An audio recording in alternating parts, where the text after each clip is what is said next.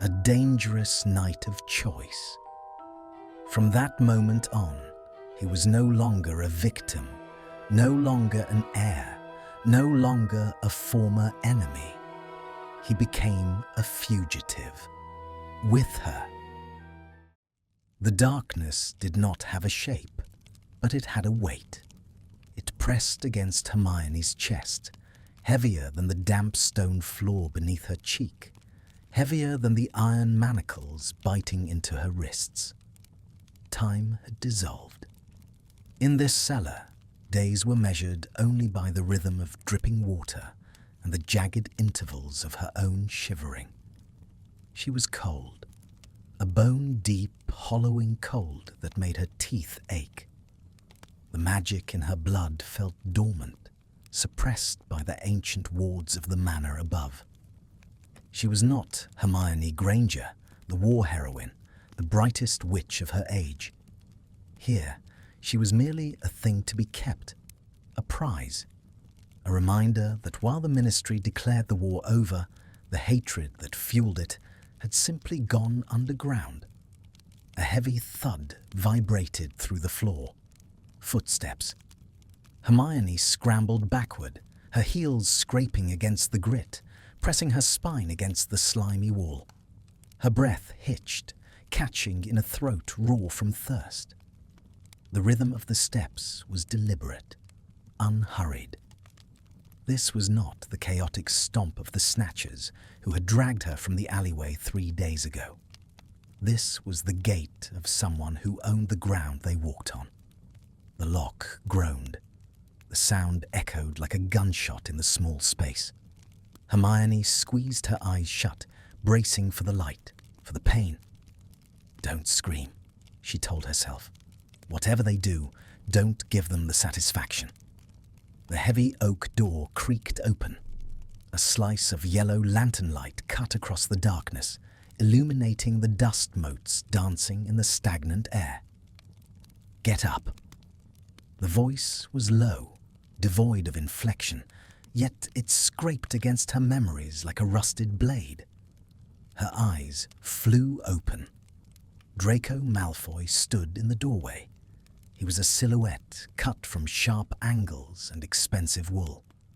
The lantern in his hand cast long, distorted shadows against the walls, but it lit his face just enough.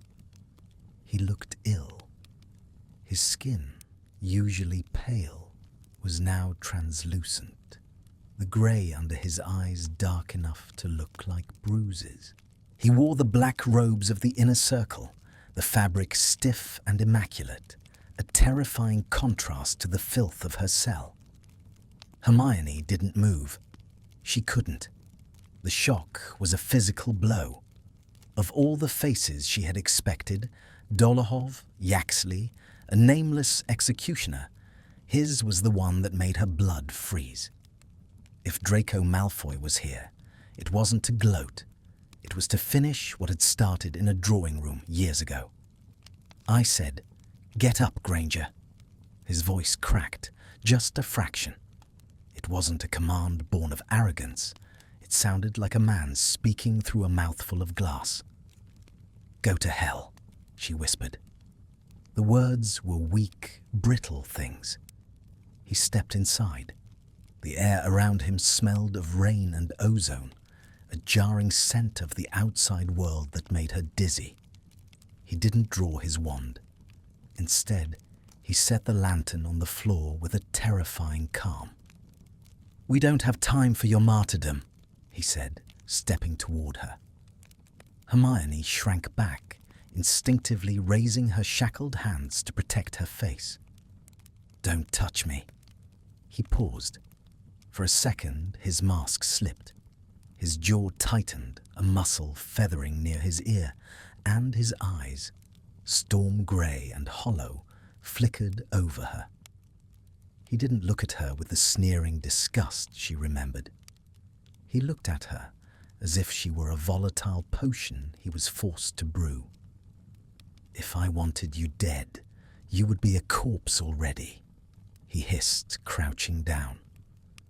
"And if I wanted you tortured, I would have left you for the Lestrangers who are currently arguing in the dining hall about who gets the first cut."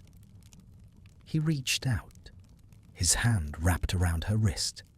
His fingers were freezing, colder than the dungeon air, but the contact sent a shockwave through her. It wasn't an attack. He pulled a small silver key from his pocket and jammed it into the manacles. Click. The iron fell away. Hermione stared at her liberated wrists, raw and red, then up at him. The world tilted. "What are you doing?" "Committing suicide, mostly," he muttered. He grabbed her arm, his grip bruising. "Stand up, now." She stumbled to her feet, her legs numb and uncooperative. She would have fallen if not for his hand clamping onto her elbow, holding her upright with a rigid, unwilling strength. She was pressed against him for a fleeting second, black wool against tattered muggle denim. She could feel the tension radiating off him, his body a coiled spring. "Why?" she breathed. "Quiet." He shoved her toward the door. "Not a word. If you breathe too loudly, we both die." They moved into the corridor. It was narrow, lined with portraits that pretended to sleep, their painted eyes watching through slitted lids.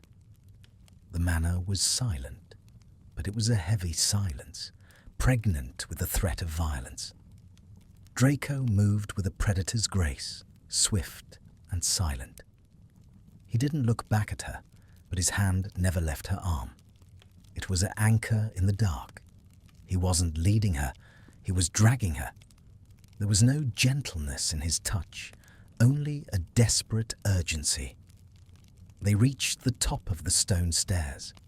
The grand hallway stretched out before them, bathed in moonlight that filtered through high, arched windows. It was beautiful and cold, a mausoleum for the living. Suddenly, Draco stopped dead. His grip tightened so hard Hermione almost cried out. Voices, coming from the main atrium. "Smells something," a rough voice growled. "Filth." Draco pulled her into the shadows of a heavy velvet curtain. The space was suffocating. They were chest to chest, the proximity forced and terrifying. Hermione could feel the rapid, frantic beat of his heart against her own. It betrayed his calm exterior. He was terrified. She looked up at him. In the gloom, his face was inches from hers. He wasn't looking at her. His eyes were fixed on the corridor, his wand now drawn. The hawthorn wood was steady in his hand, but his breathing was shallow. She realized then, with a jolt of clarity, that he had no plan. He was making this up second by second. "Malfoy," she mouthed, the name feeling foreign without the venom she usually attached to it. He looked down. His eyes were hard, flinty walls shielding a chaotic interior. He raised a finger to his lips. The gesture was strangely human. The footsteps passed. The voices faded toward the dungeons. Draco exhaled, a ragged sound. He didn't step away immediately. For a moment, he just looked at her, and the history between them, the slurs, the war, the hatred, hung in the air, heavy and unresolved. He looked at the dirt on her face, the cut on her lip. His expression wavered between revulsion and a strange, pained resignation. "You look awful," he whispered, the insult lacking its usual bite. "You look like a traitor," she countered, her voice trembling. "Better a traitor than a corpse." He pulled away, the loss of his body heat leaving her instantly colder. "Move." They sprinted now, past the drawing room where she had once screamed under his aunt's knife. Past the heavy front doors, which were undoubtedly sealed with blood magic.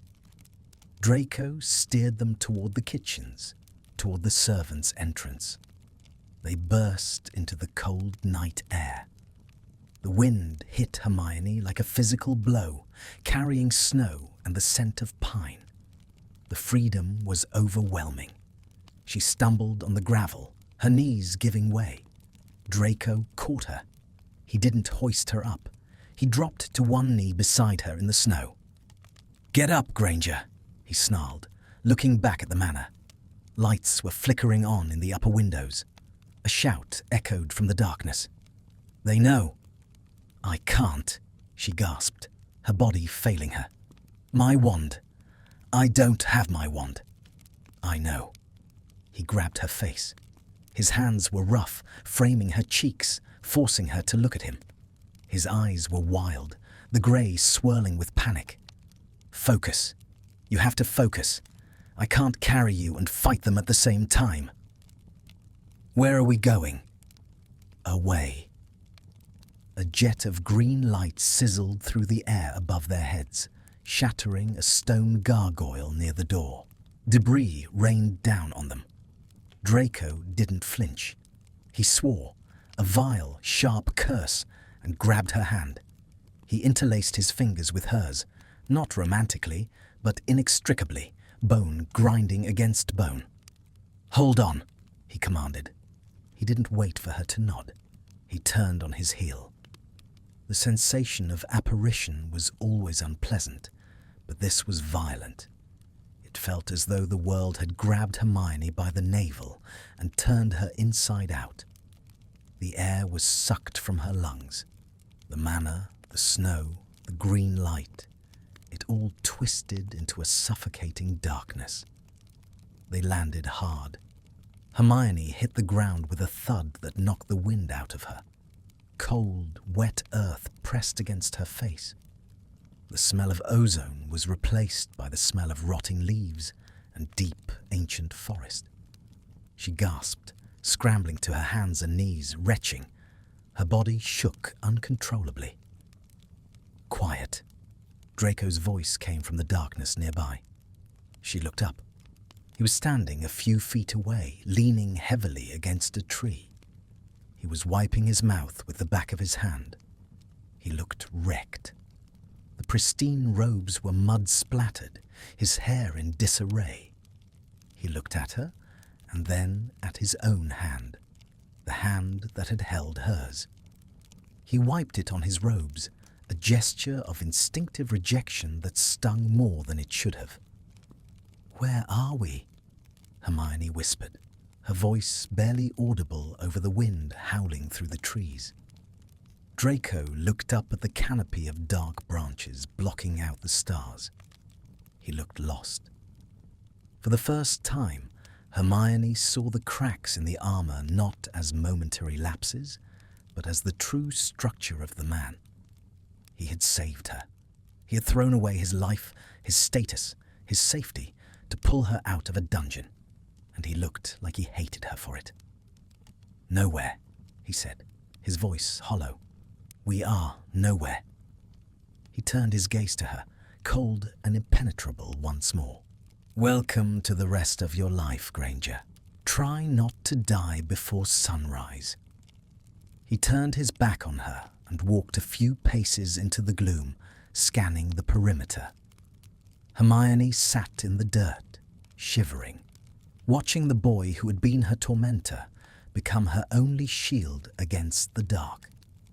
The silence of the forest closed in around them, vast and indifferent. She was alive. But as she looked at Draco's rigid back, she realized with a terrifying certainty that the war had not ended. It had simply narrowed down to two people, alone in the woods, with nothing left to lose but each other. The cold was not merely a temperature, it was a verdict. It settled over the forest like a heavy, suffocating blanket, pressing the air out of the world until only the sharp, crystalline silence remained. Hermione sat at the base of a towering pine, her knees drawn tight to her chest in a futile attempt to hoard warmth. The adrenaline that had carried her through the escape, that frantic, blinding surge of survival instinct, was draining away, leaving behind a hollowness that ached in her marrow. Without it, the reality of her condition crashed down. She was wearing thin denim and a torn jumper that offered no protection against a winter that felt unnatural, ancient.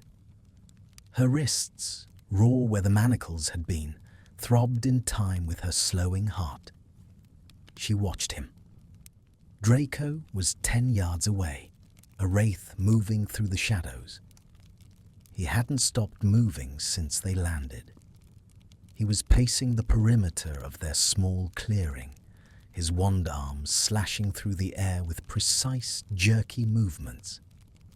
He was muttering incantations under his breath, complex, layering words that Hermione recognized only from advanced texts she had read during the height of the war. Protego totalum, cave inimicum, muffliato. He was building a cage to keep the world out. He looked manic. The moonlight filtered through the canopy, catching the pale line of his jaw and the frantic glint in his eyes. He had discarded his heavy outer cloak, tossing it carelessly onto a tree root, leaving him in his suit jacket and trousers.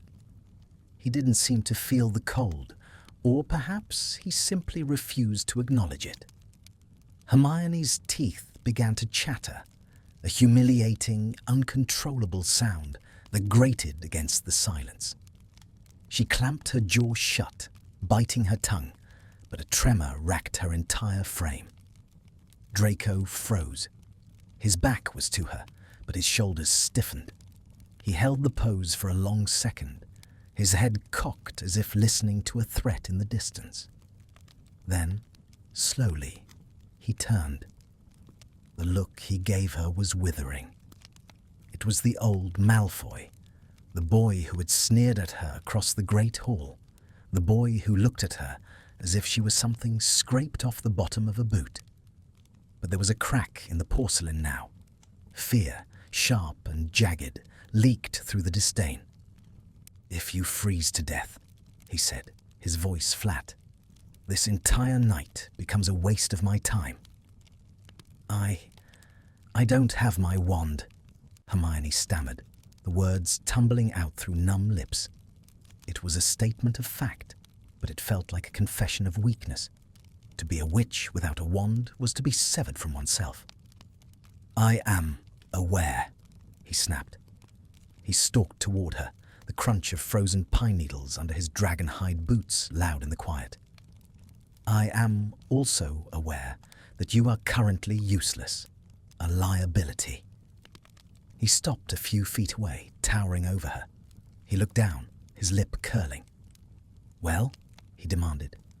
"Well, what?" she whispered, hugging her knees tighter. "Are you going to ask?" "Ask what?" "For help." He spat the word as if it were poison. "You Gryffindors would rather die of hypothermia than admit you need a hand, wouldn't you? Even now." Hermione stared up at him, a flash of anger igniting in her chest. It was a small, weak flame, but it was better than the cold. "You kidnapped me," she said, her voice gaining a fraction of strength. "Technically, you unkidnapped me, but you're the one who dragged me into this forest. I didn't ask to be here." "You would prefer the cellar?"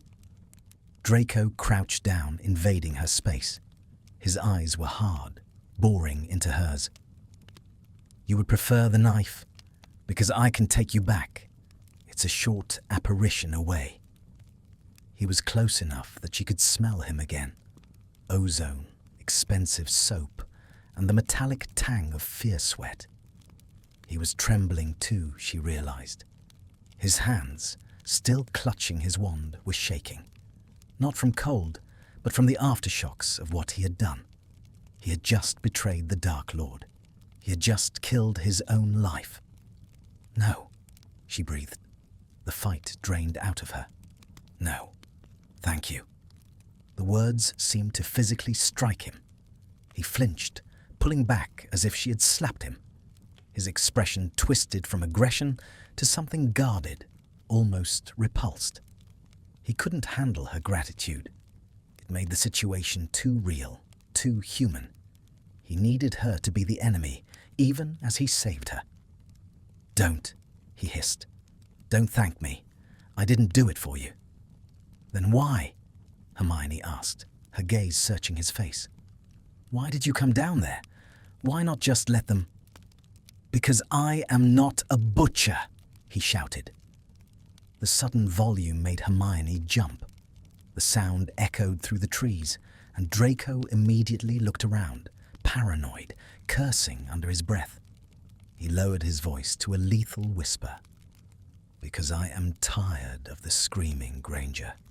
I am tired of the blood on the floors. And I realized that if I had to listen to you beg for mercy for one more hour, I was going to lose my mind." He stood up abruptly, turning away from her scrutiny. He walked to where he had discarded his cloak. He snatched it from the root, dusting off the snow with angry, sharp movements. He walked back and threw it at her. The heavy wool landed in a heap on her head. It was heavy, lined with silk, and still held his body heat. Hermione pulled it around herself instantly, burying her face in the fabric. It smelled like him, like storm and cedar. The warmth was shocking, painful as it began to thaw her frozen skin. "Put it on," he muttered, pacing again. "If you lose any fingers to frostbite, I'm not carrying you." Hermione wrapped the cloak tight. It was massive on her, swallowing her small frame. She watched him resume his pacing. He was casting a warming charm now, but not on her. He was casting it on a pile of damp wood he had gathered in the center of the clearing. Incendio! A small, sputtering fire roared to life. It was magical fire, blue at the base, burning despite the wet wood. "Come here," he commanded, not looking at her. Hermione hesitated. Her instincts were screaming at her. He is a Death Eater. He is Malfoy. But the fire was life. She crawled toward it, her limbs stiff. She sat opposite him, the flames dancing between them. The light changed everything. In the dungeon, he had been a silhouette. In the moonlight, he had been a ghost. Now, in the flickering orange glow of the fire, she saw the man. He was ruinously thin. His cheekbones were sharp enough to cut, and there was a grey cast to his skin that spoke of months of malnutrition or dark magic exposure. He sat with his elbows on his knees, staring into the fire, his wand loosely held in his fingers. He looked exhausted, not just tired, but soul-weary. He caught her staring. His eyes snapped up, narrowing. "Take a picture, Granger. It'll last longer." "You look terrible," she said softly. It wasn't an insult. It was an observation. "I've been busy," he drawled, the sarcasm heavy but tired. Trying to stay alive requires a certain amount of cardio. Draco. The use of his first name made him stiffen. He looked at her, really looked at her, for the first time since the escape.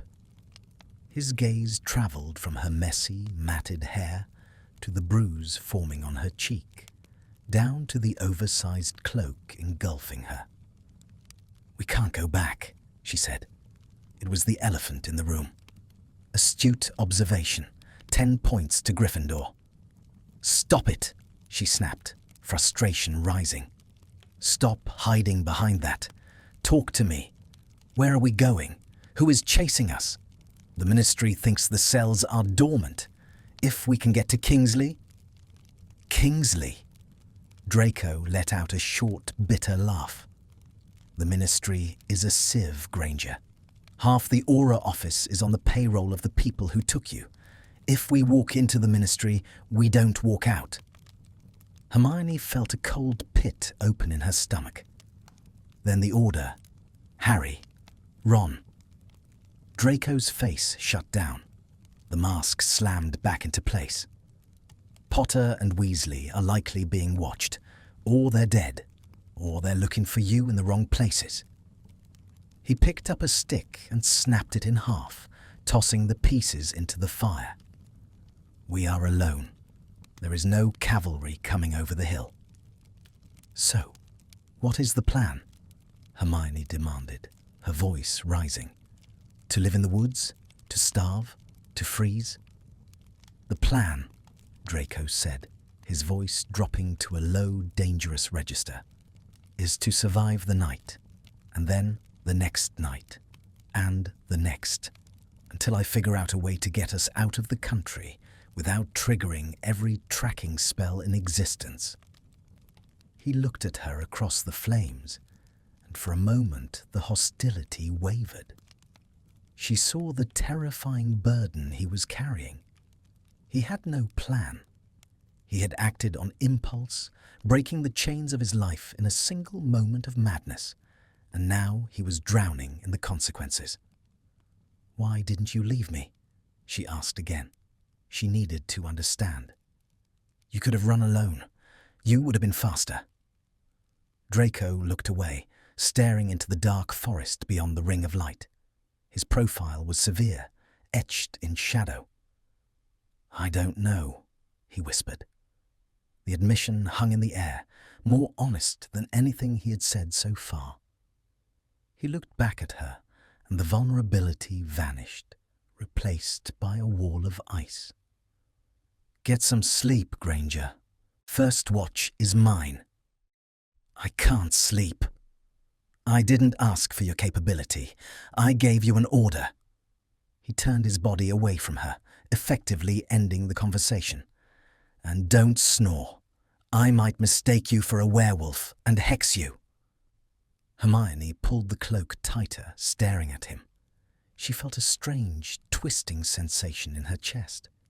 It wasn't trust. Not yet. But it was a recognition. They were two pieces of wreckage from a war that wouldn't end. She hated him for who he had been. She hated him for the mark on his arm that she knew was there, burning under his sleeve. But as she watched him stare into the darkness, his wand raised, guarding her from the monsters he used to call friends, she realized something terrifying. He was the only thing in the world keeping her alive. She lay down on the hard, frozen earth, curling toward the fire. She watched him through half-closed eyes. He sat rigid, a statue of vigilance. He was freezing, she knew. He had given her his cloak. "Malfoy," she murmured, sleep tugging at her consciousness. "What?" he snapped without turning. "You're cold." "I'm fine." "You're shaking." "Go to sleep, Granger." She closed her eyes. The fire crackled. The wind howled through the trees, a lonely, mournful sound. But near the fire, there was warmth. Draco didn't move.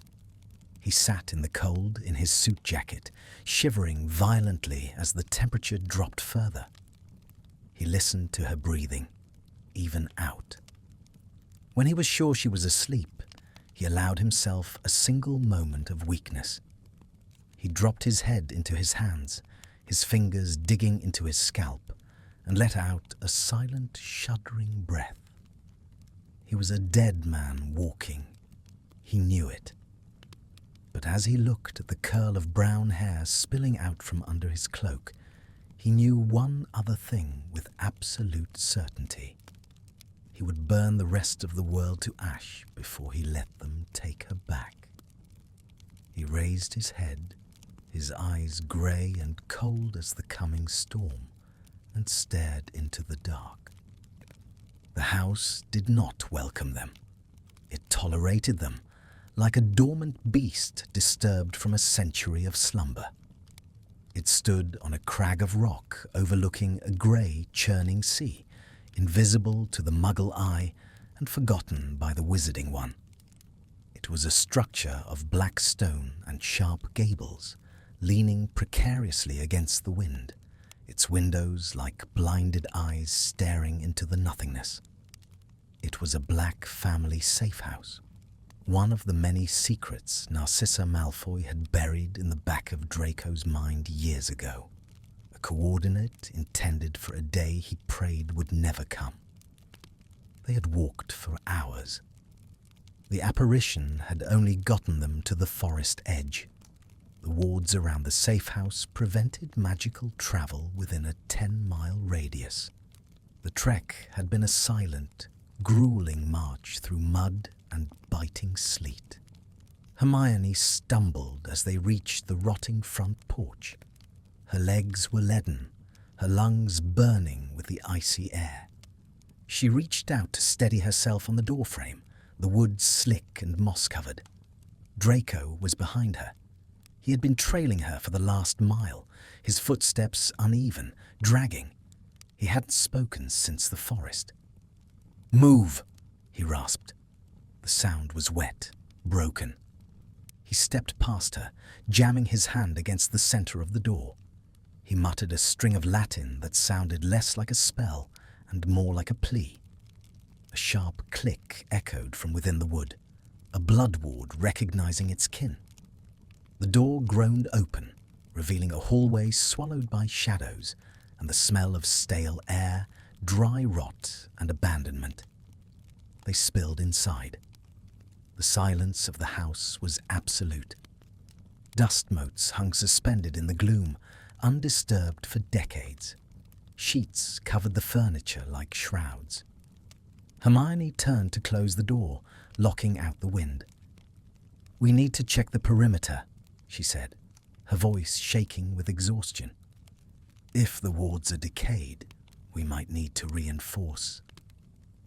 A heavy thud behind her cut her off. She spun around. Draco was on the floor. He hadn't swooned. He had simply ceased to function. He lay crumpled on the dusty Persian rug, his limbs tangled, his face turned away.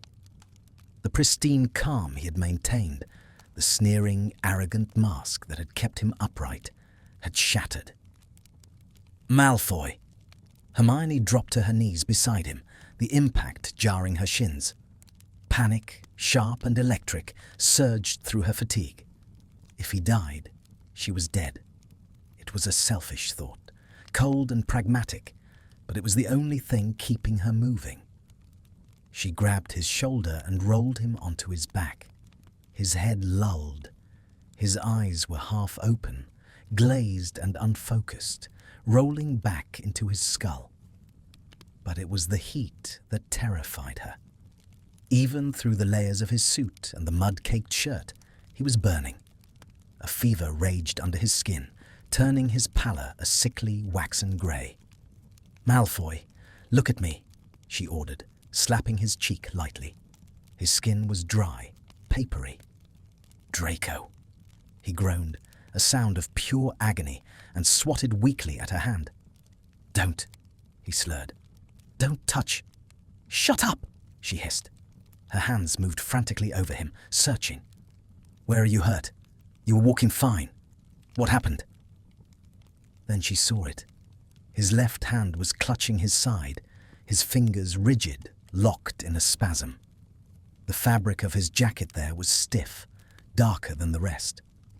Hermione pried his fingers away. He fought her, a weak, delirious struggle, but she overpowered him easily. She pushed his hand aside and peeled back the lapel of his jacket. She gasped, recoiling slightly.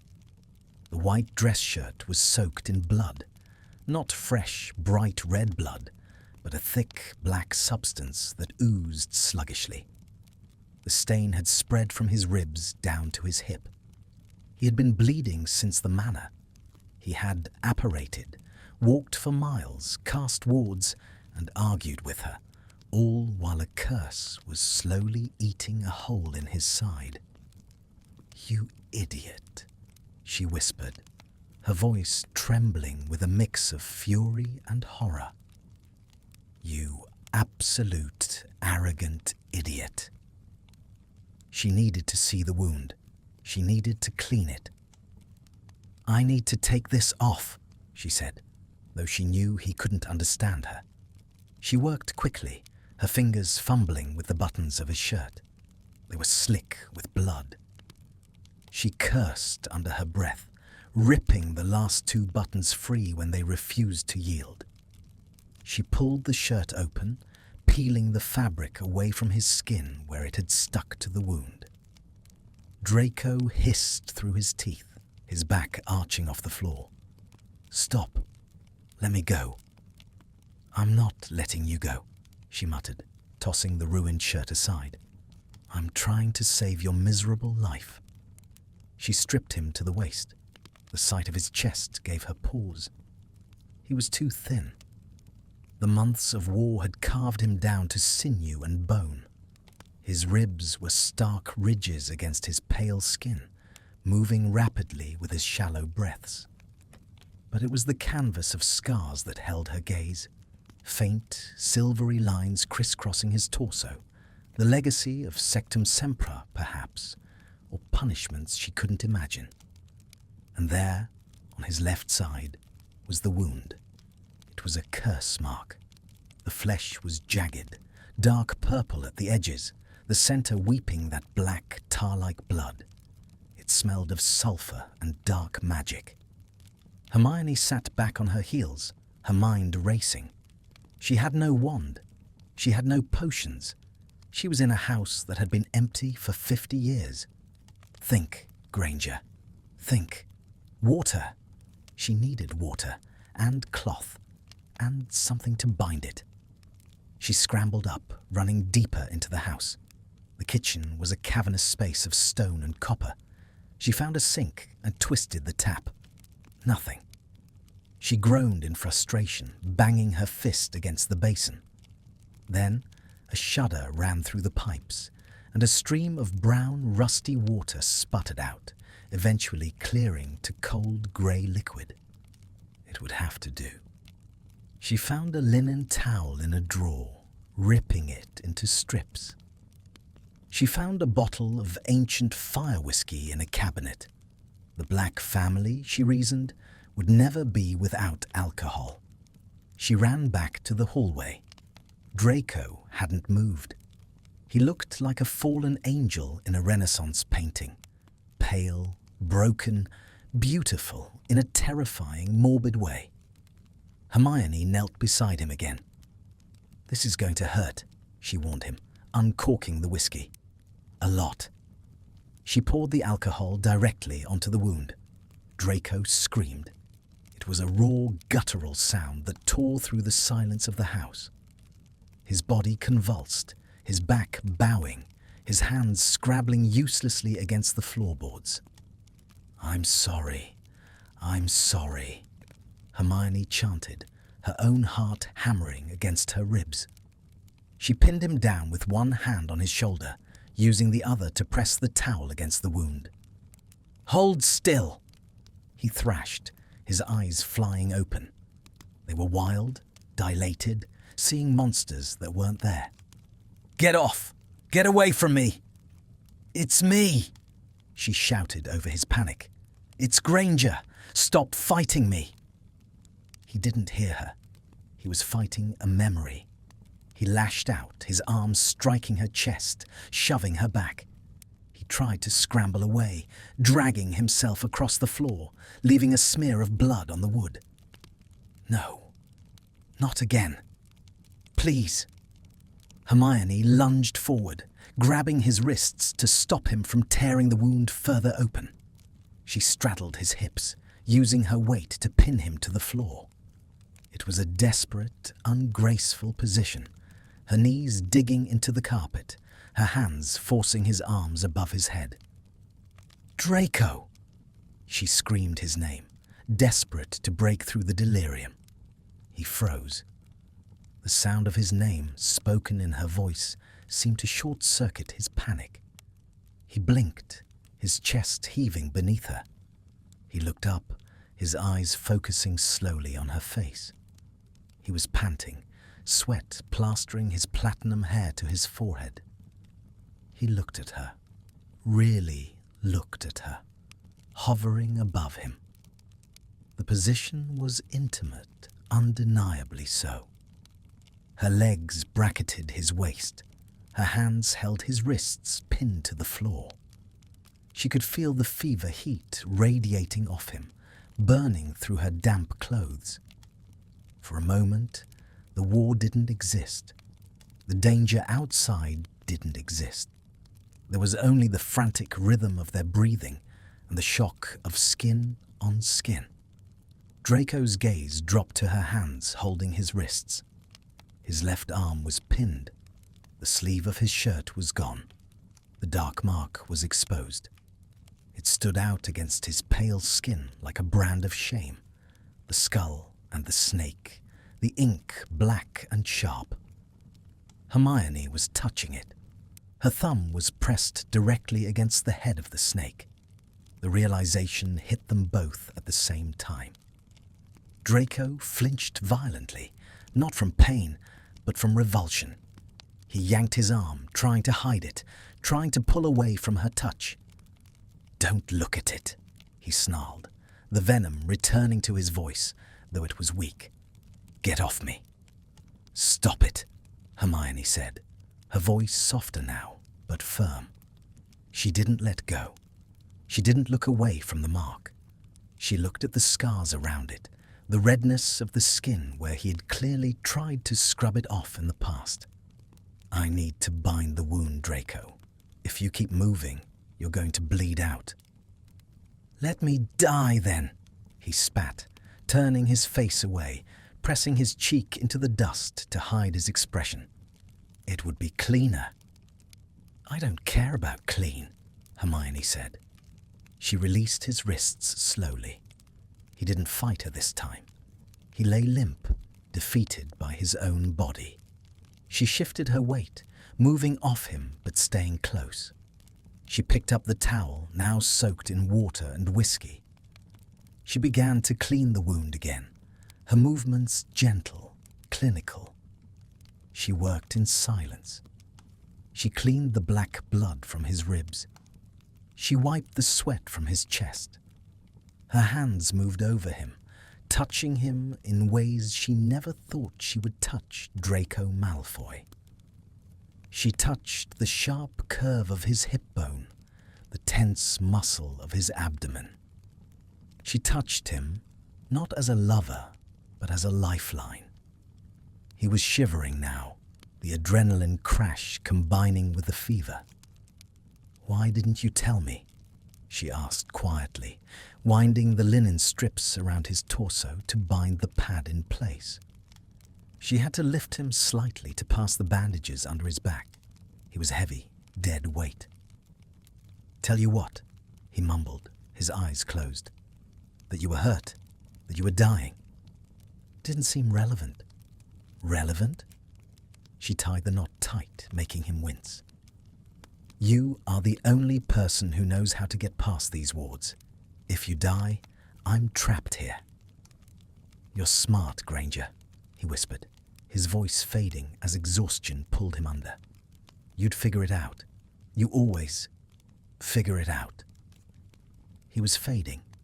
The pain and the shock were finally claiming him. Hermione sat back, looking at her handiwork. The bandage was crude, but it would hold. The bleeding had slowed. She looked at his face. Without the sneer, without the tension, he looked incredibly young. He looked like the boy she had seen on the train in first year, before the world had decided who they were supposed to be. She felt a strange, heavy ache in her chest. It was a terrifying feeling. It was the weight of obligation, yes, but beneath that, something more dangerous. She had seen him broken. She had touched the mark that signaled her destruction, and she hadn't recoiled. And he had let her. She reached out, her hand hovering over his forehead. She hesitated, then brushed a damp lock of hair away from his eyes. His skin was burning hot. "I'm not going to let you die, Malfoy," she whispered to the unconscious room. "You don't get off that easy." She stood up, her legs shaking.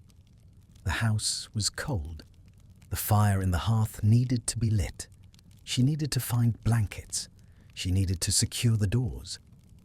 But before she moved, she looked down at him one last time.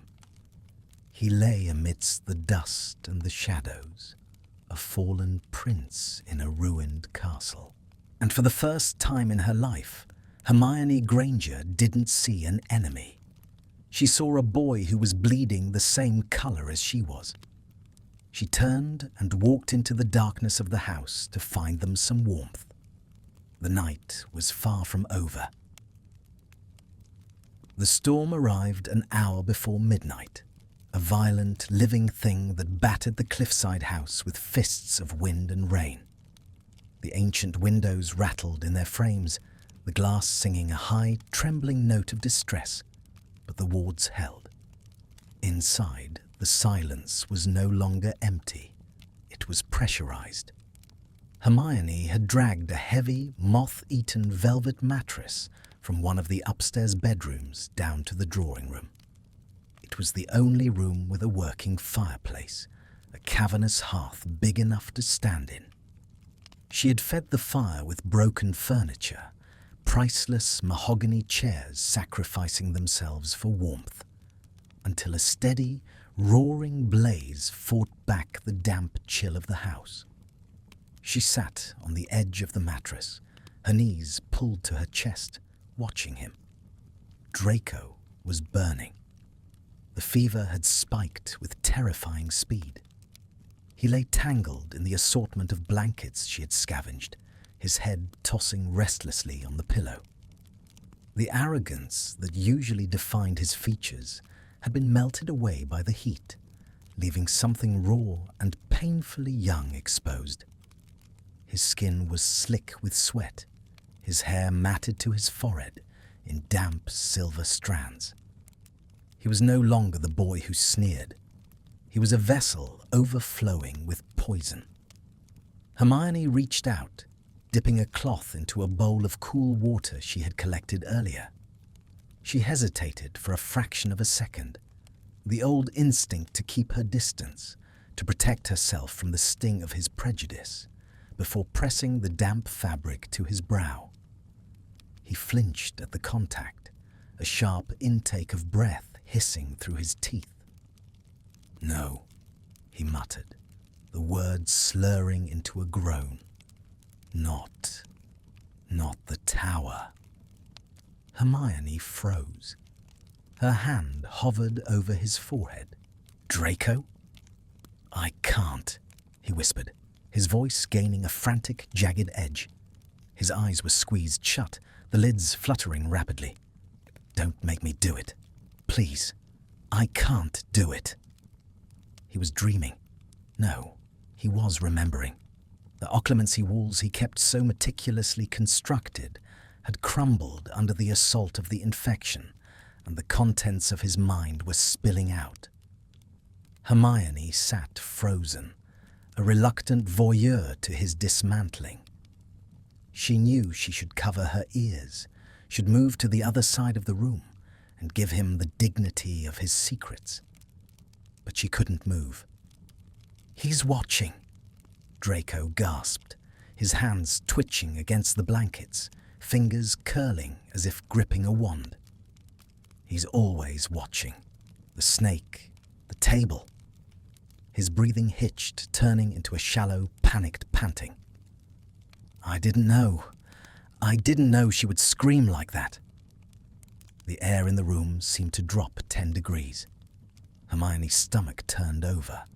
She knew exactly who he was talking about. She knew the scream he was hearing because she heard it in her own nightmares.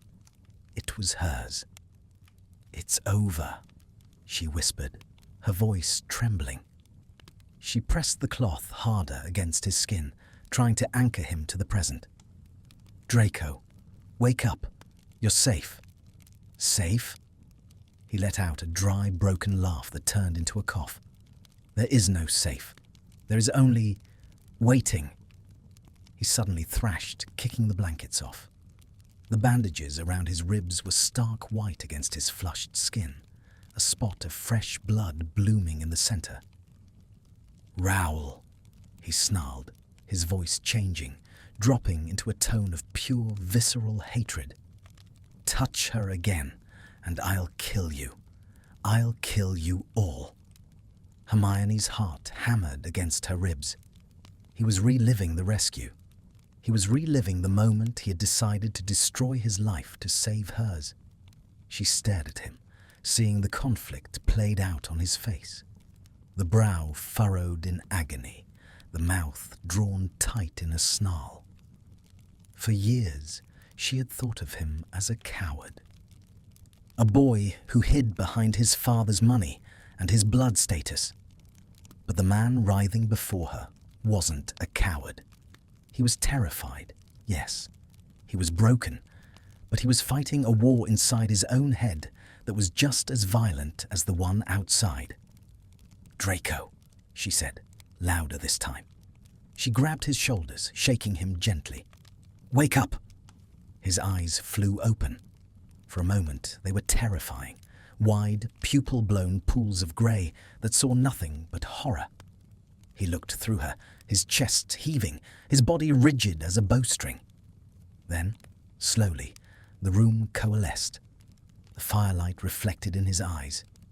He blinked, the fog receding, replaced by a sharp, dawn-like clarity. He saw her. He saw her hands on his shoulders. He saw the wet cloth in her grip.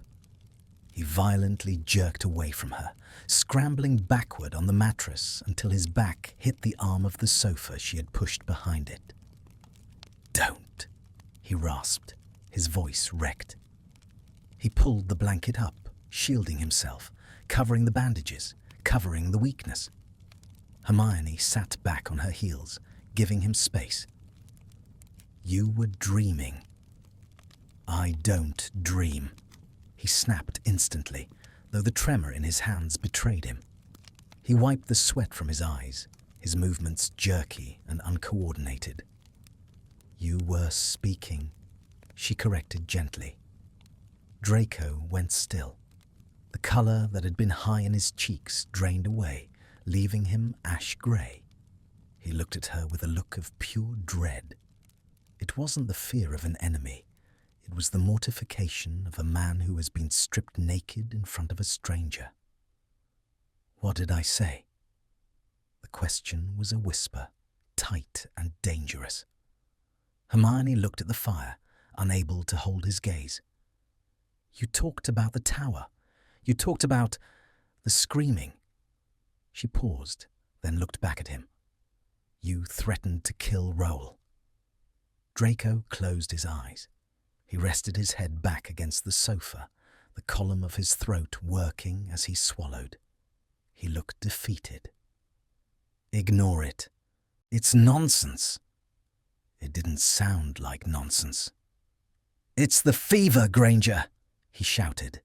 The burst of anger exhausted him instantly. He slumped, glaring at her. "Don't read into it. Don't think for a second that you know me, because I babbled while my blood was boiling." "I don't think I know you," Hermione said, her voice steady, cutting through his defensive bluster. "I think I never knew you, and I think you're terrifyingly good at hiding that fact." She reached for the water bowl again. "You need to drink. You've lost fluids." "I can do it myself." He reached for the cup she offered, but his hand shook so badly the water sloshed over the rim. Hermione didn't say a word. She didn't mock him. She simply reached out, steadied his hand with hers, and guided the cup to his lips. He froze at her touch. His skin was burning. Hers was cool. He looked at her over the rim of the cup, his eyes guarded, suspicious, searching for the pity he despised. But he didn't find pity. He found a calm, pragmatic determination. He drank. He drank greedily, draining the cup, then pulled away, wiping his mouth with the back of his hand. "Better?" she asked. "Peachy," he muttered. He pulled the blanket tighter around his shoulders, staring into the fire. The silence stretched between them, heavy with the things he had said and the things she hadn't asked. The storm outside howled, a branch scraping against the window like a claw. "Why me?" Hermione asked into the quiet. Draco didn't look at her. "We've been over this." "No, we haven't. You said you didn't want to hear the screaming anymore, but that's not enough. You destroyed your life, Draco. You can never go back." "Why me?" Draco stared into the flames, the orange light dancing in the hollows of his face. He looked ancient. He looked like a statue carved from regret. "Because," he said softly, so low she had to lean in to hear him, "I watched you in the manor that day." Hermione felt a chill that had nothing to do with the draft. "I watched you take everything she gave you," Draco continued, his voice devoid of emotion, reciting facts. "I watched you bleed. I watched you break. And you never gave them what they wanted." He turned his head slowly, locking eyes with her. "You had nothing. No wand. No hope. And you were still stronger than all of us combined." Hermione's breath caught in her throat. "I hated you for it," he admitted, a bitter smile twisting his lips. "I hated you because you were everything I wasn't. You were brave, and I was just standing there, watching." He looked down at his hands, the hands that had done terrible things, the hands that had saved her. "I didn't save you because I like you, Granger," he whispered. "I saved you because I couldn't live another day being the man who did nothing." The confession hung in the air, raw and bleeding. It wasn't a declaration of affection. It was a confession of penance. He was using her survival to purchase his own redemption. Hermione looked at him, really looked at him. The prejudice, the history, the years of mud-blood and Death Eater, it all felt paper-thin against the weight of this moment. She felt a strange, shifting sensation in her chest. The wall she had built against him, the wall of righteous anger, was cracking. Not because she forgave him. Forgiveness was too simple a word for this mess. But because she understood him. "You're not doing nothing now," she said quietly. Draco huffed, a dismissive sound, and closed his eyes. The exhaustion was reclaiming him. The burst of energy from the adrenaline was gone. "Go to sleep, Granger," he murmured, his voice thick with sleep. "Stop analyzing me. I'm not one of your textbooks." "I'll take the first watch," she said. "Fine." He adjusted his position, wincing as the movement pulled at his side. He didn't turn his back to her this time. He lay facing the fire, but also facing her. Hermione sat on the edge of the mattress, listening to the storm. She watched the rise and fall of his chest. She watched the tension slowly leave his jaw as sleep pulled him under. She felt a sudden, overwhelming urge to reach out and touch his hair, to smooth back the strands that had fallen over his eyes. She curled her fingers into a fist in her lap, resisting the impulse. The line had been crossed. The enemy was gone, replaced by this broken, feverish boy who thought his soul was beyond repair. And as Hermione watched him sleep, guarding him from the shadows of the house, she realized with a jolt of fear that she was no longer just surviving with him. She was starting to care if he survived. The fire popped, a log settling into the embers. Hermione drew her knees up, resting her chin on them, and kept her eyes wide open in the dark. The world had shrunk to the grey cobblestone expanse of a Muggle fishing village, smelling of salt, gutted fish, and diesel. It was a bleak, forgotten corner of the coast, battered by the same restless sea that had assaulted the safe house. Yet here, the danger felt different. It was exposed, They had been forced to leave the black property 2 days ago. The wards had begun to decay, the magic unraveling like an old sweater, singing a warning song that Draco, with his acute sensitivity to dark magic, had heard in his sleep. They are coming. Now they were scavengers. Hermione walked a step behind him, her head ducked into the collar of the oversized coat they had stolen from a washing line. It was damp and smelled of cheap detergent, but it covered her unmistakable hair. Draco walked ahead, his posture stiff. He wore a heavy fisherman's sweater that looked alien on his aristocratic frame, the rough wool irritating his neck. He looked like a king in exile, or perhaps a beggar pretending to be a king. "Keep your head down," he murmured, barely moving his lips. He didn't look back. He tracked their reflection in the darkened shop windows. "I am," she whispered back, clutching a paper bag containing a loaf of stale bread and 2 apples, their haul for the day. "Draco, you're limping." "I am not. You are favoring your left side. The wound is fine." He cut her off, his voice tight. "Focus, Granger. If we don't find a place to sleep before the temperature drops, my side will be the least of our problems." They turned a corner into a narrow alleyway, seeking the anonymity of the shadows. The village was quiet, the winter afternoon deepening into an early twilight. The muggles were indoors, huddled against the damp. Suddenly, Draco stopped. It wasn't a hesitation. It was a full-body arrest, as if he had walked into an invisible wall. He grabbed Hermione's arm, yanking her back so hard she nearly dropped the bag. "Back!" he hissed, the word a vibration against her ear. "What?" "Snatchers."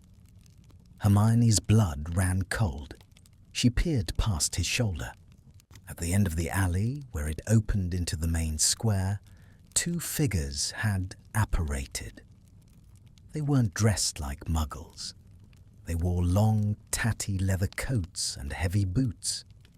They weren't the inner circle. They were the hunters, the dogs sent to flush out the game. One of them pulled a long, crooked wand from his belt, tapping it against his palm. He sniffed the air, grinning. A tracking spell, crude but effective. "They found the trace," Draco whispered, a tremor of genuine fear in his voice. "The wards at the house. They must have picked up the residue." "Can we apparate?" "Too risky. If they have anti-disapparition jinxes up, we'll be splinched in half. Run!" They turned and sprinted. The stealth was gone. They tore down the alleyway, feet slapping against the wet stones. Hermione's breath burned in her throat. She heard a shout behind them, a rough, victorious baying. "There! The blonde one!" A spell hit the brickwork above their heads, exploding in a shower of red sparks and dust. Hermione ducked, shielding her head, but kept running. Draco was faster, despite his injury, but he didn't leave her. He grabbed her hand, his grip crushing, and hauled her around a sharp corner. "In here!" He shoved her toward a rotting wooden door set into the side of an old cannery. It was locked. "Alohomora!" he gasped, slashing his wand. The lock clicked. They tumbled inside into pitch blackness. Draco slammed the door shut and cast a locking charm, followed immediately by a silencing ward. But it wasn't enough. The space was too open. If they came in, they would be seen. "Not safe," he panted, his chest heaving. "Hide! We need to hide!" His eyes darted around the gloom. It was a storage room, filled with crates and netting. In the corner, there was a tall, narrow cupboard used for hanging oilskins. He grabbed her waist and pushed her toward it. "Get in." "There's no room." "Granger, get in." He practically threw her into the darkness of the cupboard and squeezed in after her, pulling the door shut until the latch clicked. The space was suffocating. It was less than 2 feet square, smelling intensely of rubber, old oil, and dust. They were forced together, body to body, packed so tight that movement was impossible. Hermione's back was pressed against the rough wooden slats of the rear wall. Draco was pressed against her, his hands bracketed on the wall on either side of her head to keep his weight off her. But there was no escaping the contact. His legs were tangled with hers. His chest was crushed against her breasts. "Quiet," he breathed. His mouth was inches from her ear. Not a sound. Outside, the heavy warehouse door smashed open. "I saw them come in," a voice roared. "Check the crates." Hermione stopped breathing. Her heart was hammering against her ribs so hard she was sure the snatchers could hear it. She felt Draco tense, his entire body turning into stone. He was shielding her. He had placed himself between her and the door. If they opened the cupboard, the first curse would hit him. Heavy boots stomped on the floorboards just feet away. Wood splintered as crates were overturned. "Nothing here, Scabia. Just rats. Check everything.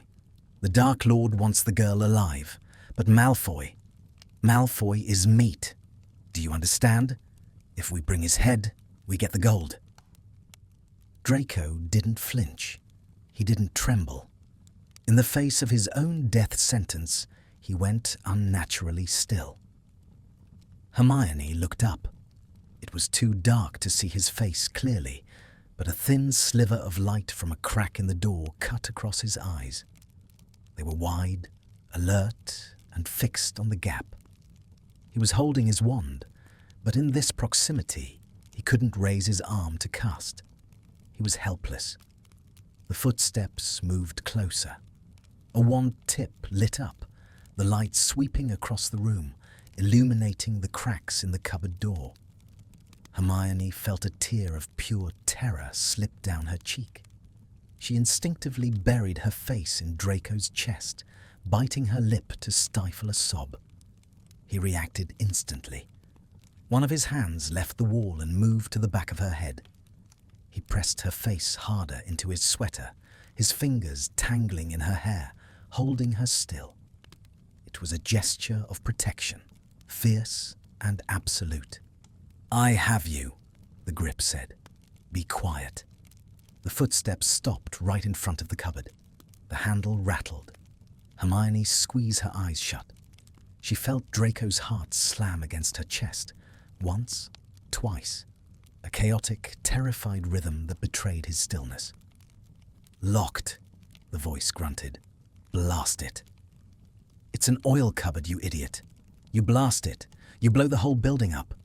Do you want to explain to Yaxley why you incinerated the prize?" A pause. A heavy, frustrated sigh. "Let's check the roof. They might have climbed." The footsteps retreated. The warehouse door creaked open, then slammed shut. Silence returned, heavy and thick. For a long time, neither of them moved. They couldn't. The adrenaline was still coursing through them, a chemical fire that made their limbs vibrate. Hermione let out a shaky breath, the warm air hitting Draco's neck. He didn't pull away. The danger had passed, but the tension had shifted. It had mutated. In the cramped darkness, the reality of their position crashed down on Hermione. She was pressed along the entire length of Draco Malfoy. She could feel the hard planes of his chest, the sharp jut of his hip bones against hers. She could feel the heat radiating from him, a feverish warmth that soaked through their damp clothes. She lifted her head slowly. His hand was still in her hair. He hadn't removed it. His other hand was resting on her waist now, presumably having slipped down when he braced himself. "Are they gone?" she whispered. Her voice sounded wrecked. I think so. His voice was a low rumble in his chest, vibrating against her. He looked down. In the sliver of light, their faces were impossibly close. She could see the faint stubble on his jaw, the sweat beading on his upper lip, the dark, dilated pupils of his eyes. He should have moved. He should have stepped back, opened the door, and made a sarcastic comment about personal space. He didn't. He stared at her, his gaze dropping to her mouth, then back to her eyes. His breathing changed. It wasn't the shallow pant of fear anymore. It was deeper, heavier. Hermione felt a sudden electric pull in her stomach. It was a magnetic force, irrational and undeniable. This was the man who had tormented her. This was the man who had watched her bleed.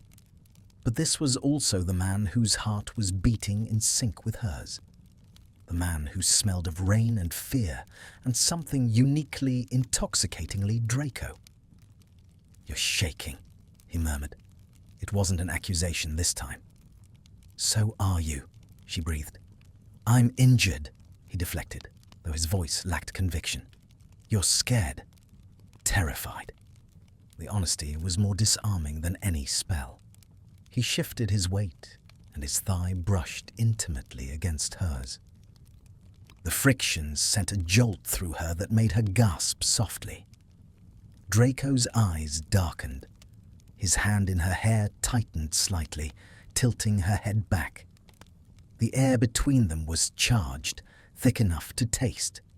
It was the tension of survival, twisted into something carnal.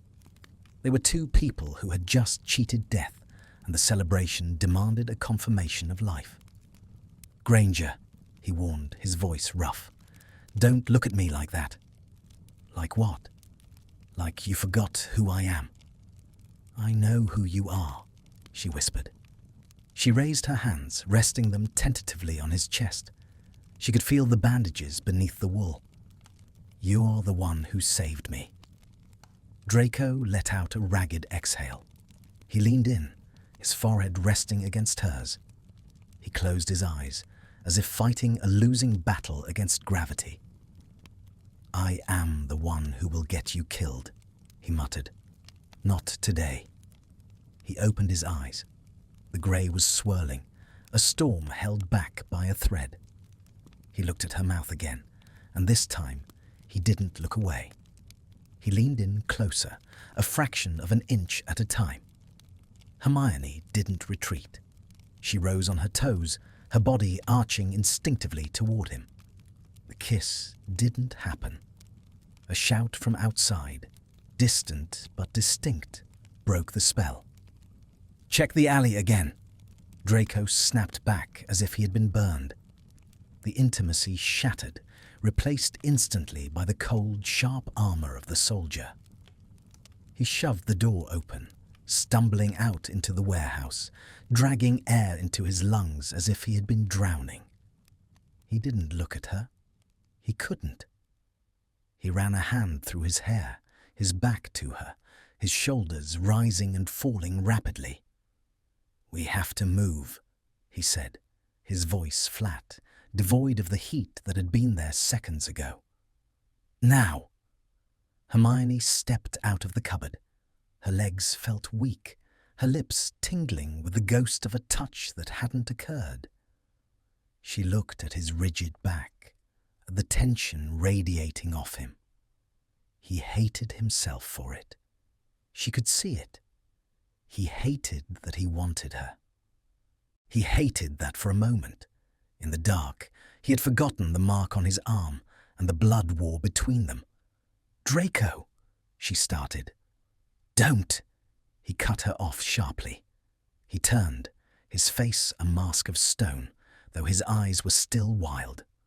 "Not a word, Granger. Grab the supplies." He drew his wand, checked the door, and stepped out into the shadows, becoming the Wraith once more.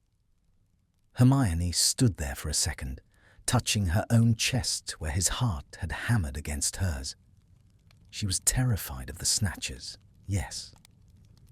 But as she followed him into the cold evening, she realized she was far more terrified of the way she had wanted him to close that final inch.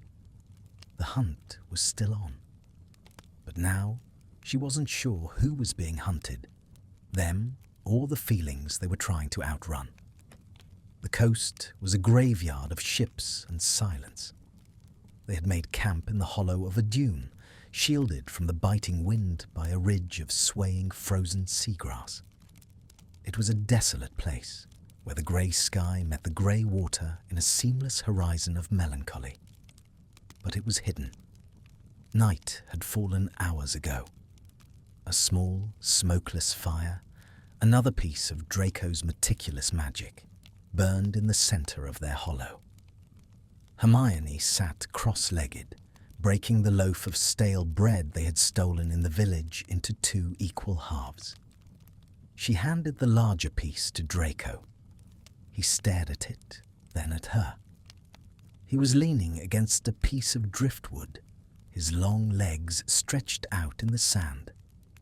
He looked worse than he had yesterday. The infection in his side was fighting a war against his immune system, and though the fever had broken, it had left him drained, his movements sluggish and heavy. "I'm not hungry," he lied, looking away toward the sound of the waves. "Eat it," Hermione said, her voice soft but brokering no argument. "You're healing. I'm not." He hesitated, then took the bread with a hand that trembled slightly. Their fingers brushed, a fleeting contact that sent a spark of memory through Hermione. The cupboard, the darkness, the way his breathing had synced with hers. The ghost of a kiss that hadn't happened hung between them like a phantom limb, ignored but undeniably felt. They ate in silence. It wasn't that awkward silence of strangers anymore. It was the companionable, heavy silence of soldiers sharing a foxhole. "We need to move inland tomorrow," Draco said after a while, brushing crumbs from his sweater. "The coast is too exposed. If they have tracking spells on the water." "We need to contact the Order," Hermione countered. She had said it every day. "Draco, we can't keep running blind. Kingsley will have safe houses. Harry will be looking." "Harry will be walking into a trap," Draco snapped, the old irritation flaring up. "And Kingsley is likely surrounded by spies. How many times do I have to explain this to you, Granger? The moment you send a Patronus, the moment you touch a flu network, they will know." "So what is the alternative?" she demanded, frustration rising. "We just wander until we freeze, or until your side kills you." Draco went still. He looked at her, his eyes reflecting the dying embers of the fire. "My side is already killing me, Granger. I made my choice." The finality in his voice silenced her. She watched him rub his left forearm absent-mindedly, a nervous tic she had come to recognize. He wasn't rubbing the skin. He was rubbing the mark, as if trying to erase it through friction alone. "Let me look at the wound," she said, shifting topics. "It's fine." "Draco." He sighed, a sound of profound exhaustion, but he shifted, lifting the hem of the thick wool sweater. Hermione moved closer, her knees sinking into the cold sand. She peeled back the bandage. The wound was angry, the edges still dark, but the black ooze had stopped. It was closing. "It's better," she whispered, relief washing over her. She reached out, her fingers skimming the skin of his abdomen to secure the fresh bandage. He flinched. Not away from her, but into her touch, a subtle, involuntary movement. Hermione froze. She looked up. Draco was watching her, his expression unguarded for the first time in days. There was a hunger in his eyes that had nothing to do with food. It was a look of profound loneliness, a look that asked a question he would never voice. For a moment, the wind and the cold ceased to exist. Hermione felt the heat of his skin under her fingertips. She realized, with a sudden, terrifying clarity, that she wanted to lean forward. She wanted to rest her head against his shoulder. She wanted to be held, not by a protector, but by him. Hermione, he breathed. It was the first time he had used her given name. The sound of it, shaped by his aristocratic drawl but softened by the night, broke something inside her. She leaned in. Draco's hand came up. He didn't push her away. His fingers hovered near her face, trembling, as if he were afraid she was a mirage that would dissipate if touched. Then he dropped his hand. The mask slammed back down. He pulled the sweater down sharply, covering the wound and the moment. "Get some sleep," he said, his voice rough and distant. "We move at dawn." He turned away from her, lying down with his back to the fire. Hermione sat there for a long moment, her hands still suspended in the air, feeling the cold rush in to fill the space where the warmth had been. Stung and confused, she curled up on her side of the fire, pulling the cloak tight. She told herself it was for the best. She told herself that survival left no room for softness. But as she drifted into a restless sleep, the sound of his name on her lips lingered like a spell. She woke to the sound of chanting. It was low, rhythmic, and guttural, a language that made the hairs on her arms stand up. It wasn't Latin. It was something older, something darker. Hermione opened her eyes. The fire had burned down to glowing coals. The space across from her was empty. Draco was gone. Panic, sharp and immediate, spiked in her chest. She scrambled up, throwing the cloak off. The wind had picked up, whipping the sand into stinging clouds. "Draco," she whispered, then louder. "Draco." No answer. She climbed the ridge of the dune, sliding in the loose sand. She crested the top and looked down toward the water. There he was. He was standing at the edge of the surf, the black waves crashing around his boots. He was bathed in a sickly green light. Hermione's breath caught in her throat. Draco had his wand raised. He was carving symbols into the air, glowing, virulent runes that hung suspended in the night. Smoke was rising from his left arm, from the sleeve he had rolled up. He was pressing the tip of his wand into the dark mark, drawing power from it, channeling the very magic he claimed to hate. Floating before him was a piece of parchment. It writhed in the air, reacting to the dark magic. Hermione slid down the dune, her heart hammering against her ribs. She knew that spell. She had seen it used during the war. It was a communication bonding ritual, high-level dark arts used by Death Eaters to send untraceable messages to their masters. He was communicating with them. The betrayal hit her like a physical blow, knocking the wind out of her. After everything, the manor, the forest, the cupboard, the almost kiss, he was selling her out. She didn't think. She reacted. "Malfoy!" The scream tore from her throat, raw with fury. Draco spun around. The distraction broke his concentration. The green runes collapsed, hissing as they faded into sparks. The parchment flared, turning to ash in an instant, but not before Hermione saw the seal glowing on it. A snake. He looked at her, his eyes wide, his chest heaving. He looked guilty. "What are you doing?" Hermione marched toward him, the sand dragging at her feet. She didn't have a wand, but she advanced on him like a storm. "Who were you talking to?" Draco lowered his wand slowly. His face was pale, deathly so in the moonlight. Go back to the camp, Granger. No. She reached him and shoved his chest. It was a pathetic gesture against his height, but her anger gave her strength. You were using the mark. I saw it. You were sending a message. It's not what you think, he said, his voice tight, defensive. Then tell me what it is, she screamed over the roar of the ocean. Tell me you weren't contacting them. Tell me you weren't giving them our location. Draco stayed silent.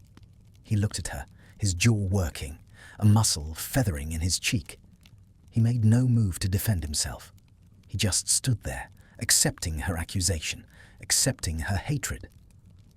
I can't, he whispered. You can't? Hermione laughed, a shrill, hysterical sound. We have been sleeping in the dirt for 5 days, Draco. I trusted you. I let you. She choked on the words, the memory of her hand on his skin burning her. I thought you had changed. I thought you were saving me. I am saving you, he shouted back, his control finally snapping. Everything I do is for you. By using dark magic, by writing to Death Eaters? She stepped closer, her eyes searching his face for any sign of the boy she had seen by the fire. Who were you writing to? Was it your father? Was it Bellatrix? He flinched at the names. I am doing what needs to be done. That is not an answer. It is the only one you're going to get. He turned away from her, looking out at the dark, churning sea. The dismissal was absolute. It was the Malfoy of the manor, cold, superior, keeping secrets that were too dirty for her blood. Hermione felt tears prick her eyes, hot, angry tears. She felt stupid. She felt used. She realized now that the warmth she had felt earlier was a lie, a manipulation to keep her docile while he arranged his exit strategy. You're a coward, she spat. The words were quiet, but they cut through the wind.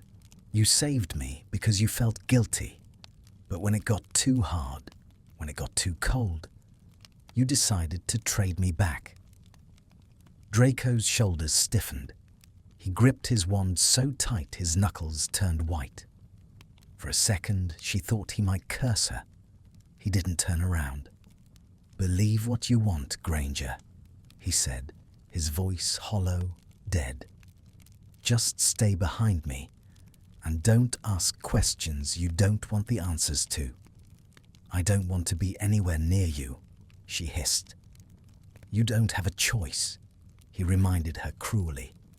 Without me, you're dead in an hour. He started walking back up the beach, past her, back toward the dunes.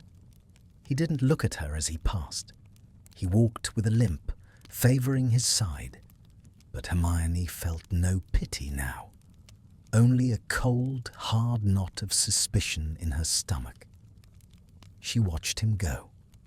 She didn't know that the letter he had burned was not an offer of surrender. She didn't know that he had just sent a message to the only contact he had left in the dark network, a double agent, giving him false coordinates for himself. He had just baited a trap.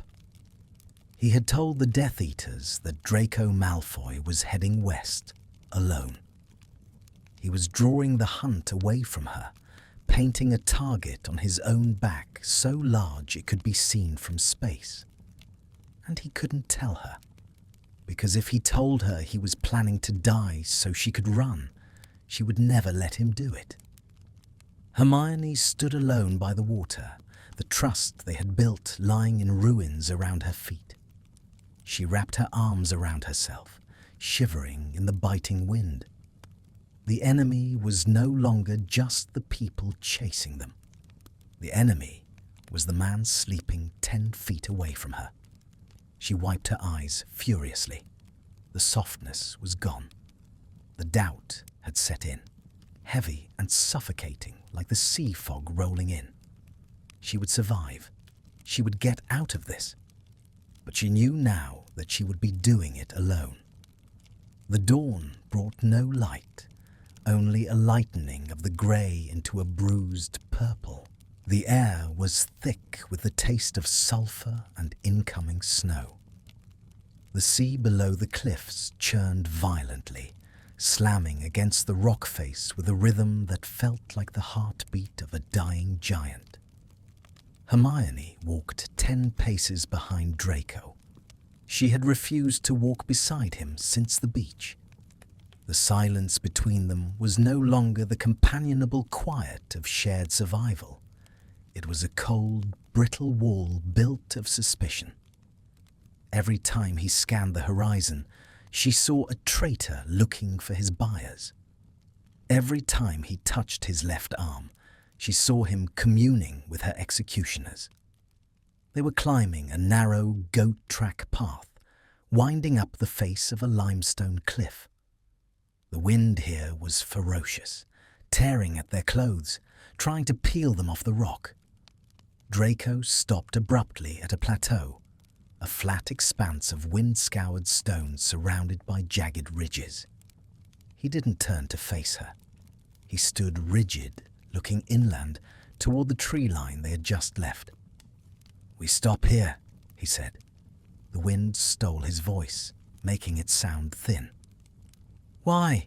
Hermione demanded, hugging her chest to keep her teeth from chattering. "We're exposed. If they're tracking us." "They are." He turned then. His face was a mask of grim determination, the shadows under his eyes stark against his pale skin. He didn't look at her with the malice of yesterday, nor the softness of the cupboard. He looked at her with a terrifying finality. "The boat is down there." He pointed to a narrow fissure in the cliff edge, leading down to a hidden cove. "It's a smuggler's skiff, enchanted to navigate the currents. It will take you north, past the apparition wards." Hermione stared at him, the wind whipping her hair across her face. "It will take me. What about you?" "I'm staying." The words hung in the air, heavier than the storm clouds. "What are you talking about?" "The message last night," Draco said, his voice devoid of emotion, reciting facts like a report. "I didn't give them our location, Granger. I gave them mine. I told them I had killed you and was waiting for extraction here." The ground seemed to tilt beneath Hermione's feet. The anger that had sustained her for the last 12 hours evaporated, replaced by a cold shock. You baited them." "I am the beacon," he said, stepping closer, his eyes intense. "As long as I am with you, they will never stop hunting.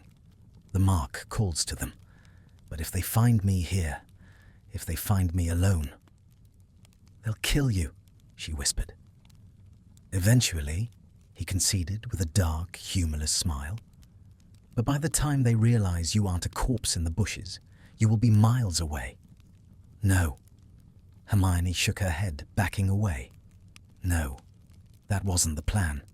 We survived together." "There is no we anymore, Hermione." He shouted it, the crack in his composure revealing the desperation underneath. He closed the distance between them, grabbing her shoulders. His grip was hard, painful. "Look at me. I am a dead man walking. I have been dead since I walked into that cellar. The only thing that matters is that you live. If you stay, my death means nothing. Do not make my death mean nothing." Hermione looked up at him, seeing the raw, bleeding truth of it. He wasn't a traitor. He was a martyr. He had spent the last week keeping her alive, just so he could spend his life to buy her freedom. "I won't leave you," she said, her voice trembling but fierce. "You don't have a A crack like thunder split the air. Not thunder, apparition. Black smoke spiraled down from the sky, slamming into the ridges around them. 1, 2, 4, 6 figures materialized out of the darkness. They wore silver masks. The air instantly grew heavy with the stench of ozone and rot. "Go!" Draco roared. He shoved her. It wasn't a gentle push. It was a violent, desperate throw. Hermione stumbled back, falling hard onto the stone near the fissure. Draco spun around, placing himself between her and the semicircle of Death Eaters. He drew his wand. He didn't take a dueling stance. He stood tall, his arms spread wide, an invitation and a challenge. "Well, well," a voice oozed from behind the center mask. It was deep, rasping. Dolohov, the prodigal son. "Antonin," Draco greeted, his voice dripping with ice. "You look terrible. The Azkaban damp doesn't suit your complexion." "Where is the girl, Draco?" "Dead," Draco lied smoothly. "Fed to the Grindylows 3 days ago. She was boring me." Dolohov laughed, a wet, rattling sound. "Liar. We can smell her." He raised his wand. The plateau exploded. It wasn't a duel. It was a slaughter. 6 wands lit up with green and purple light, all aimed at one man. Hermione screamed, scrambling to her knees. She expected to see him fall. She expected to see him broken. She saw a monster. Draco didn't shield. He attacked. He slashed his wand through the air in a violent downward arc, and a wall of black fire erupted from the ground. It wasn't normal fire. It was fiend fire, or something close to it. Cursed, living flame that roared like a beast. It swallowed the first volley of spells. He moved with a speed Hermione had never seen. He wasn't fighting like a Hogwarts student. He was fighting like a Bellatrix Lestrange protégé. He was vicious. He ducked under a jet of green light and cast a curse that turned the air into jagged glass, sending it flying into the attackers. One Death Eater went down, screaming as the glass shredded his robes. "Run! Granger!" Draco screamed over his shoulder, his voice distorted by the magic he was wielding. Hermione scrambled toward the fissure, but she stopped. She looked back. Draco was holding them off, but he was losing. The black fire was dying. He was 1 against 5 now. A curse clipped his shoulder, spinning him around. Another slashed his leg. He fell to one knee, snarling, casting a shield that shimmered with a sickly silver light. He was going to die. He was going to die alone on a rock, believing she hated him. Something inside Hermione snapped. The logic, the survival instinct, the fear. It all shattered. She saw a wand. The Death Eater Draco had taken down with the glass. He was lying prone 10 yards away, his wand rolling on the stone. Hermione didn't think. She moved. She sprinted out of the cover of the fissure. "Stupefy!" Draco heard the shout, a woman's voice, clear and bell-like over the roar of the wind. He turned his head, shock momentarily breaking his focus. Hermione had the fallen wand. It was clumsy in her hand, resisting her, but she forced her will through it. The red jet of light hit a snatcher who was flanking Draco, blasting him backward off the cliff edge. "I told you to leave!" Draco roared, deflecting a curse from Dolohov. "I don't take orders from you!" Hermione screamed back. She slid across the stone, crashing into him, back to back. The contact was electric. She could feel the tremors running through his body, the heat of the dark magic radiating off him. He was bleeding from 3 different places, his shirt in tatters. "You absolute catastrophic idiot!" he gasped, firing a blasting curse over her shoulder. "Shut up and fight!" she panted, raising the borrowed wand. They moved. It wasn't planned, but it was perfect. Years of fighting on opposite sides had taught them the rhythm of war. When Draco ducked, Hermione cast high. When Hermione shielded, Draco struck. They were a single entity, a two-headed dragon breathing fire in opposite directions. The awe washed over Hermione even as she fought for her life. She saw the magic Draco was using, spells that rotted wood, spells that boiled blood. It was horrifying. It was dark. It was the magic of the people who had tortured her. But he was using it to protect her. He was taking the darkness he had been born into and burning it as fuel to keep her safe. "Confringo!"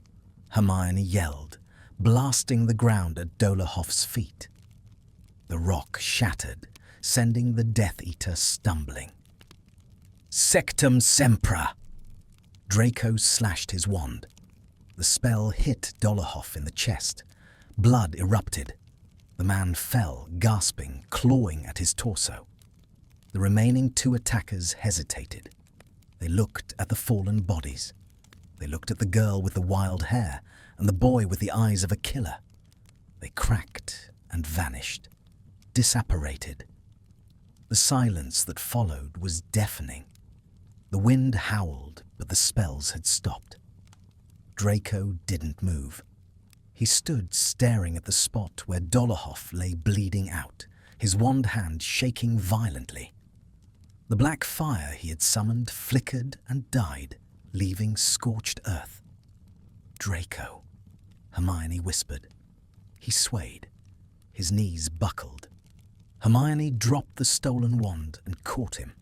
She wasn't strong enough to hold his weight. They both collapsed onto the hard stone.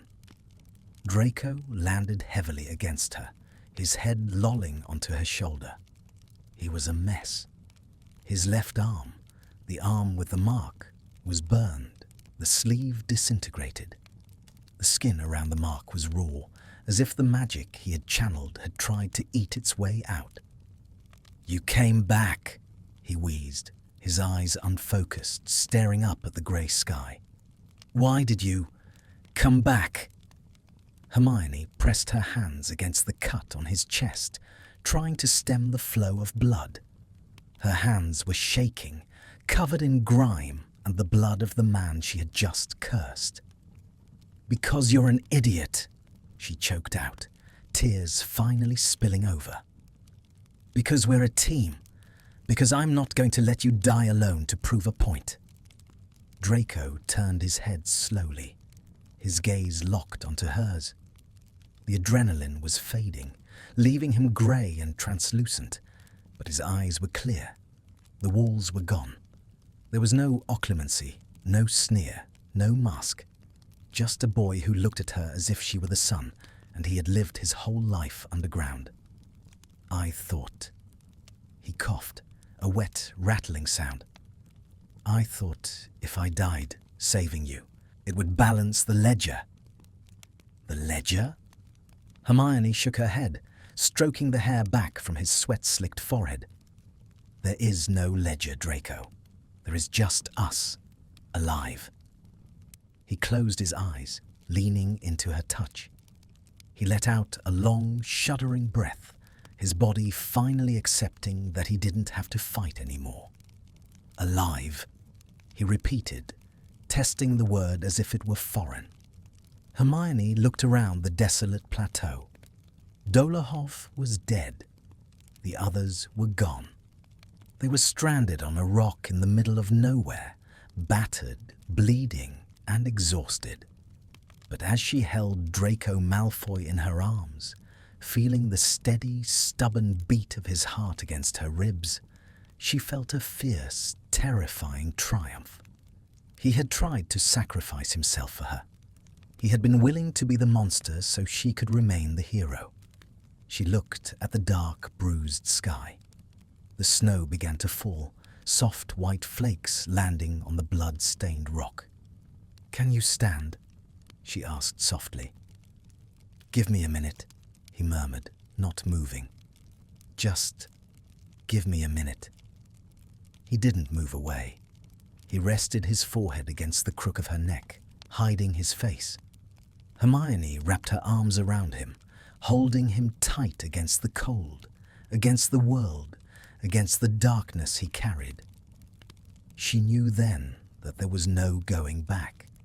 She couldn't go back to the Order and pretend this hadn't happened. She couldn't look at him and see an enemy. He had carved himself into her life with scars and dark magic. "Take all the time you need," she whispered into the wind. And on the edge of the cliff, amidst the wreckage of their war, they held onto each other, the only solid things in a world of ghosts. The descent to the cove was a blur of agony and grey stone. Hermione didn't remember climbing down. She only remembered the weight of Draco leaning against her, a heavy, warm burden that grounded her to the earth. The snow was falling harder now, thick white flakes that hissed as they hit the scorched patches of his coat, melting into the blood that stained his side. They reached the water's edge. The smuggler's skiff was there, bobbing violently in the chop of the incoming tide. It was a small, unassuming vessel, painted the color of slate to vanish against the horizon. "Get in," Hermione commanded, her voice cracking. She had to shout over the roar of the surf. Draco didn't argue. He couldn't. He stumbled over the gunwale, collapsing onto the wooden bench with a groan that was lost to the wind. Hermione followed, shoving the boat off the shingle with a strength she didn't know she possessed. She scrambled inside, grabbing the tiller. "How does it work?" she yelled, looking at him. Draco pointed a shaking finger at a copper rune embedded in the wood. "Tap it. North." Hermione struck the rune with the stolen wand. The boat shuddered. A hum of magic vibrated through the hull, and the small craft surged forward, cutting through the waves not with sails, but with an invisible, inexorable pull. They left the land behind. The cliffs, the plateau, the body of Antonin Dolohov. It all receded into the mist, swallowed by the winter storm. Minutes stretched into an hour. The sea calmed as they moved further out, the violent chop settling into a deep, rolling swell. The silence returned, but it was different now. It was no longer the silence of the hunt. It was the silence of a church after a funeral, hollow, sacred, and absolute. Hermione tied the tiller in place with a piece of rope found on the floorboards. The boat knew where it was going. She turned her attention to the man slumped in the bottom of the boat. Draco was sitting on the floor, his back against the bench, his long legs sprawled out. His head was tipped back, resting on the wood, his eyes closed. The snow dusted his eyelashes and the sharp line of his cheekbones. He looked like a ruin. Beautiful, tragic, and utterly destroyed. Hermione knelt between his legs. The space was cramped, intimate. The water lapped against the hull, a rhythmic, soothing sound that seemed to mock the violence they had just survived. "Draco," she whispered. His eyes opened. The grey was dull, clouded with pain and the after-effects of the dark magic he had channeled. He looked at her, and for a moment he didn't seem to recognize her. Then a flicker of awareness returned. "You're still here," he rasped, his voice rough. "I told you," she said softly, reaching for the hem of his tattered shirt. "I'm not going anywhere." "You should have left," he murmured, but his hands didn't push her away. They lay limp at his sides, the fingers twitching slightly. "You had a clear path." "Shut up," she said, but there was no bite in it. "Let me see." She peeled the ruined fabric away from his chest. The damage was extensive. The curse Dolohov had thrown hadn't hit him squarely, but the backlash had flayed the skin across his ribs and his left arm. Hermione's breath hitched. The dark mark was angry, inflamed, the skin around it blistered. He had drawn too much power through it. He had turned his slavery into a weapon, and it had burned him for the insolence. She didn't have potions. She didn't have dittany. She only had the wand and the cold seawater. "This is going to sting," she warned, dipping a rag into the ocean water. Draco gave a dark, humorless smile, his eyes slipping shut again. "Add it to the list." She cleaned him. It was a slow, reverent process. She washed the blood from his pale skin, her fingers light and trembling. She murmured healing incantations, simple household spells that knit the worst of the cuts together, though they could do nothing for the dark magic burns. He hissed when she touched the mark, his body arching instinctively away from the pain. "I'm sorry," she whispered, tears blurring her vision. "I'm sorry." "It's not your fault," he gritted out. "It is," she insisted, her hands hovering over the blackened ink. "You did this for me. You used that for me." Draco opened his eyes. He reached out, his hand cold and wet, and grabbed her wrist. He stopped her. "Look at me, Granger." She looked up. His face was inches from hers in the cramped boat. The snow was caught in his hair, turning the platinum to white. "I didn't do it for you," he said, his voice low and intense. "I did it because the alternative was a world where you didn't exist. And I found that I couldn't tolerate that world." The admission hung between them, heavier than the sky. Hermione stared at him. The realization crashed into her like a physical wave. He wasn't just a defector. He wasn't just a soldier with a guilty conscience. He was a man who had looked into the abyss of his own future and decided that it was empty without her. The barrier broke. The last remnants of the war, the blood status, the history, the years of hatred, dissolved in the salt spray. Hermione didn't think. She leaned forward. Draco flinched, as if expecting a blow, but she didn't strike him. She placed her hands on either side of his face, feeling the rough stubble, the fever heat of his skin, the sharp line of his jaw. She held him like he was something precious, something she had almost lost. "Draco," she breathed. She kissed him. It wasn't a tentative movie screen kiss. It was a collision. It was desperate, messy, and tasting of salt and copper. It was a kiss of pure, unadulterated relief. Draco stiffened for a fraction of a second, shock holding him rigid.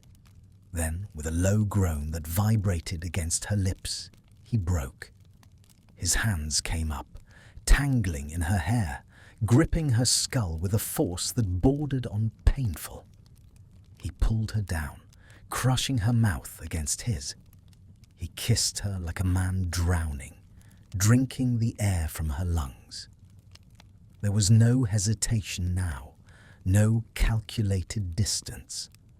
There was only hunger, a starving, terrifying hunger that had been building since the moment he walked into her cell.